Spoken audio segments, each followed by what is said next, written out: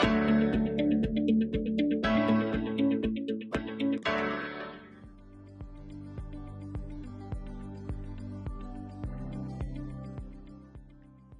को नमस्कार। हिंदी में रचनात्मक लेखन में एक नए वीडियो में आप सभी का हार्दिक स्वागत है। आज के इस वीडियो में हम करेंगे औपचारिक पत्र लेखन पर बात। तो चलिए बिना समय व्यर्थ कराए जल्दी से करते हैं शुरुआत। तो सबसे पहले हम ये देखेंगे कि पत्र लेखन है क्या। पत्र लेखन वास्तव में एक ऐसी लेखन अभिव्यक्ति का तरीका है जिसमें हम लिखित रूप में अपनी बात कहते हैं, यानी यह अभिव्यक्ति का वह उत्तम साधन है जो कि लिखित दस्तावेज होता है।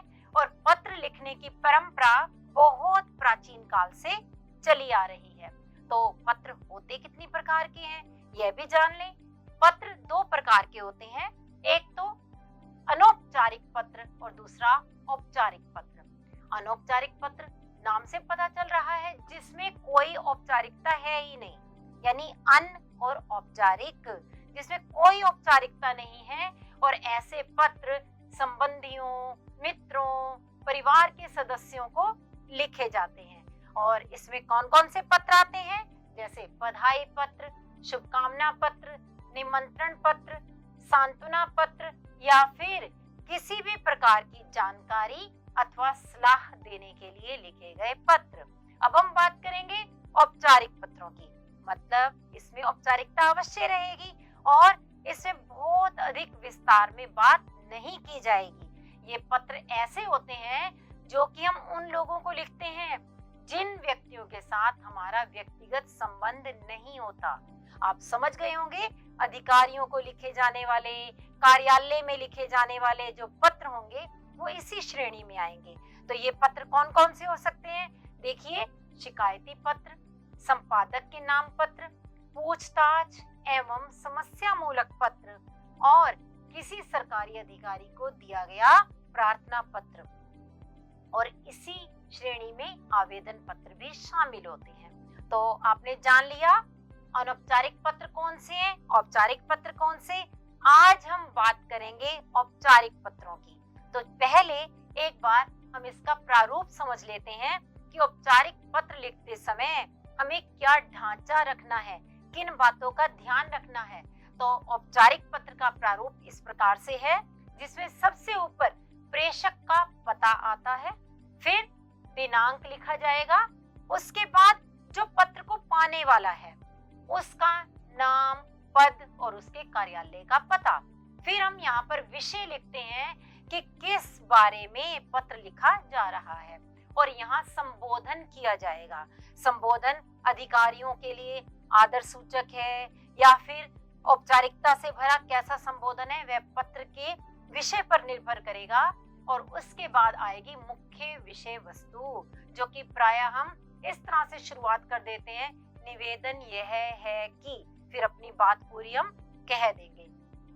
और इसका अंत करते समय नीचे अतः, कृपया, फिर आगे अपनी समस्या के समाधान के लिए हम उनसे प्रार्थना कर लेते हैं, या फिर ऐसा भी कह सकते हैं अतः आपसे अनुरोध है कि।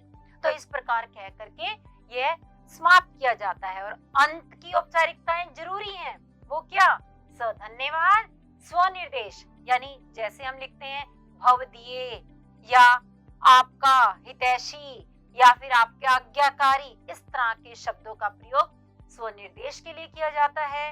और नीचे नाम दिया जाता है पत्र लिखने वाले का। यदि कोई नाम आपको प्रश्न पत्र में ही दिया गया हो तो आप वही नाम प्रयोग करेंगे, अपना खुद का नाम नहीं। और यदि कोई नाम नहीं दिया गया तो परीक्षा में बैठ करके आप वहाँ क, ख, ग भी लिख सकते हैं। तो चलिए अब इसे और अच्छे से समझने के लिए हम कुछ उदाहरण भी देख लेंगे। उदाहरणों से यह स्पष्ट हो जाएगा कि औपचारिक पत्र किस तरह से लिखे जा रहे हैं। तो सबसे पहला जो प्रश्न आया वह है, आपका नाम पुष्पा है। अब ये पुष्पा लड़की का नाम भी हो सकता है, लड़के का भी हो सकता है। मोबाइल खो जाने की सूचना देते हुए स्थानीय पुलिस अधिकारी को लगभग 100 शब्दों में एक पत्र लिखिए। अब आप देखिए, यह औपचारिक पत्र होगा जिसमें बहुत अधिक विस्तार की आवश्यकता नहीं होगी, तो इस पत्र को लिखने का सही तरीका भी अब हम जान लेते हैं। सबसे ऊपर परीक्षा भवन दिल्ली। परीक्षा भवन क्यों लिखा? क्योंकि पत्र यदि आप परीक्षा भवन से दे रहे हैं तो आपको परीक्षा भवन लिखना होगा, और यदि आप अपने घर से लिखते हैं तो आप यहाँ पर अपना घर का पता लिखेंगे। फिर दिनांक आया, उसके बाद जिसे पत्र लिखा जा रहा है थाना अध्यक्ष महोदय को, और वह थाना कहाँ पर है उसका पता भी ये हमने लिख दिया। फिर आया विषय, मोबाइल खो जाने की सूचना हेतु। आपने यहाँ ध्यान दिया होगा क्योंकि ये वाक्य अधूरा रहता है, इसीलिए हेतु के बाद आपको पूर्ण विराम नहीं लगाना। फिर यहाँ महोदय संबोधन दे दिया हमने। अब आई मुख्य विषय वस्तु, उसमें हमें क्या बताना है? निवेदन यह है कि मैं सेक्टर 12 रोहिणी क्षेत्र का निवासी हूँ। कल प्रातः अपने घर से मेट्रो द्वारा लाजपत नगर जाते समय रास्ते में मेरा मोबाइल कहीं खो गया। मुझे इसका पता तब चला जब मैंने मेट्रो से उतरकर फोन करने के लिए अपनी जेब में हाथ डाला। फोन वहां नहीं था, न जाने वह बीच रास्ते कहीं गिर गया या किसी ने निकाल लिया। मैंने एक अन्य व्यक्ति से उसका फोन लेकर अपने फोन नंबर, ये फोन नंबर दिया गया है, इस पर फोन मिलाकर देखा तो वह स्विच ऑफ था, जबकि मेट्रो पर चढ़ने से पहले मैंने याद से उसे अपनी जेब में रखा था। मेरा फोन सैमसंग कंपनी का S23 है, यानी यहाँ पर हमें मॉडल का नाम बता देना है। उसका रंग काला है, और यह सबसे महत्वपूर्ण चीज है IMEI नंबर, जो कि 15 अंकों का है, यह बता दिया। और फिर हम नीचे समाप्ति से पहले उनसे प्रार्थना करेंगे कि कृपया मोबाइल खोने की प्राथमिकी दर्ज करते हुए इसे पुनः प्राप्त करने में मेरी मदद करें। प्राथमिकी का अर्थ क्या होता है? FIR, क्योंकि FIR आप जब दर्ज करा देंगे तभी आपका फोन जो गुम गया है, जो खो गया है, उसके ऊपर कुछ कार्यवाही हो सकेगी। और फिर हमने दिया धन्यवाद, भवदीय और नाम, जो कि आपको प्रश्न में ही दिया गया था। तो आप समझ गए इस पत्र को। तो चलिए अब हम अन्य उदाहरण देखते हैं। इस उदाहरण में क्या दिया गया? नगर निगम के सड़क निर्माण विभाग को पत्र लिखकर शिकायत कीजिए कि उनके कर्मचारी महीने भर पहले आपकी कॉलोनी में सड़क खोदकर चले गए और अब कोई भी सड़क बनाने के लिए नहीं आ रहा है। उनसे अनुरोध कीजिए कि इस समस्या का शीघ्र समाधान करवा दें। तो यह समस्या सुलझाने के लिए एक शिकायती पत्र है। इसका लिखने का तरीका भी वही रहेगा। तो चलिए देख लेते हैं कैसे लिखेंगे। इसमें आप देख पा रहे होंगे बिल्कुल पिछले वाले पत्र की तरह ही परीक्षा भवन दिल्ली, फिर प्रति लिखा। ये प्रति अनिवार्य नहीं होता, आप चाहे तो लिख सकते हैं, चाहे तो छोड़ सकते हैं, और प्रति की जगह सेवा में भी लिखा जा सकता है। इसके बाद आया पत्र जिसको लिखा गया है मुख्य अभियंता, उसका कार्यालय, और फिर कौन सी जगह पर ये कार्यालय स्थित है। फिर आई दिनांक, और विषय है सड़कों की दुर्दशा के संबंध में। महोदय, ये हमने संबोधन कर लिया। अब हम मुख्य विषय वस्तु पर आते हैं। मैं आपका ध्यान हमारे क्षेत्र में खुदी हुई सड़क की ओर आकर्षित करना चाहता हूँ। आपके विभाग के कुछ कर्मचारी पिछले माह मलकागंज में सड़क खोदकर चले गए। खोदने के पश्चात वे आज तक वापस नहीं लौटे। सड़क खुदी होने से कॉलोनी के निवासियों को बड़ी कठिनाइयों का सामना करना पड़ रहा है। कोई भी वाहन कॉलोनी के अंदर नहीं जा पाता और ना ही सड़क की सफाई हो पाती है। तो ये तो हमने मुख्य विषय वस्तु बता दी। और अंत करने से पहले देखिए, ठीक उसी प्रकार से यहाँ पर हमने अब अनुरोध किया है। अतः आपसे अनुरोध है कि इस समस्या का शीघ्र समाधान करवाएं व इस सड़क को तुरंत बनवाकर हमें कृतार्थ करें। धन्यवाद।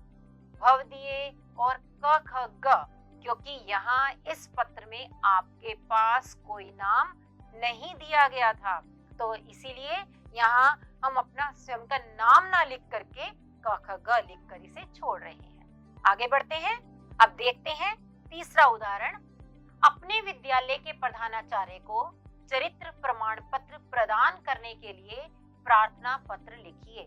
तो यह जो प्रार्थना पत्र यानी आवेदन पत्र आप लिख रहे हैं प्रधानाचार्य को, इसमें एक थोड़ी सी छूट भी मिलती है। वो क्या, मैं यहाँ पर स्पष्ट करती हूँ, चलिए देखें।